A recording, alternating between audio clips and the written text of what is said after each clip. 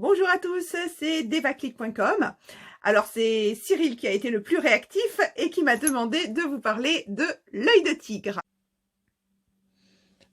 Donc l'œil de tigre, il est facilement reconnaissable parce qu'il a des rayures brunes et dorées, un petit peu chatoyantes comme ça. D'ailleurs, au début on appelait ça l'œil de loup. Après, c'est devenu œil de tigre, hein, par rapport à l'animal, bien sûr.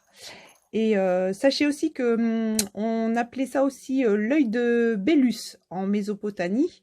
C'était un dieu de la fortune. Donc ça, c'est en version brute. Voilà. Je vais vous montrer deux pierres de la même famille. Il s'agit de l'œil de faucon, voilà, qui est un petit peu bleuté. Donc l'œil de faucon, en fait, c'est l'œil de tigre qui ne contient pas de fer, qui n'a pas eu son fer oxydé, en fait.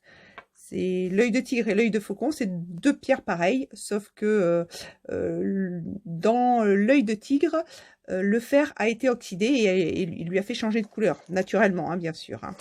Vous avez également l'œil de taureau, qui est très connu. Donc ça, c'est de l'œil de tigre qui est chauffé à plus de 150 degrés et du coup, ça change la couleur de la pierre. Et enfin, la pittersite, et oui, la pittersite, qui est une variété de jaspe mélangée avec de l'œil de tigre. Voilà. Au niveau des propriétés de l'œil de tigre, déjà c'est une pierre de protection, mais avec un effet miroir. C'est-à-dire que ça fait un retour à l'envoyeur. Donc c'est bien parce que ça renvoie la négativité aux autres, mais d'un côté, si vous êtes rancunier, je vous déconseille fortement cette pierre parce que forcément ça va vous le renvoyer à vous-même. Donc mauvais plan, mauvais plan. C'est aussi une pierre de confiance en soi, donc moi je la recommande surtout aux ados vraiment, qui ont juste besoin d'avoir un petit coup de pouce pour avoir un peu plus d'entrain, d'optimisme, voilà, et de confiance en eux. Après, bon, vous n'êtes pas obligé d'être ado pour pas avoir confiance en vous, mais ça vous donne la petite impulsion, on va dire. C'est pas mal. Et c'est recommandé aussi pour tout ce qui est brûlure d'estomac. Voilà.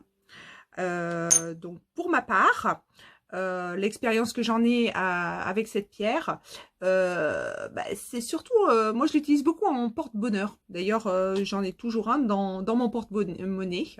Alors, je sais pas pourquoi. Donc, comme je vous l'ai dit, Bélus c'était un dieu babylonien de la fortune. Donc, peut-être qu'il y a une petite connotation qui reste, j'en sais rien. Mais voilà, moi c'est... Puis bon, il y a eu beaucoup d'amulettes de protection, surtout dans les tribus africaines. Voilà. Mais moi, c'est vraiment mon ressenti par rapport à cette pierre. Voilà, j'ai amulette de protection un petit peu, de protection, d'abondance en général. Abondance, c'est ne manquer de rien. Donc j'estime que je manque de rien justement parce que je la porte.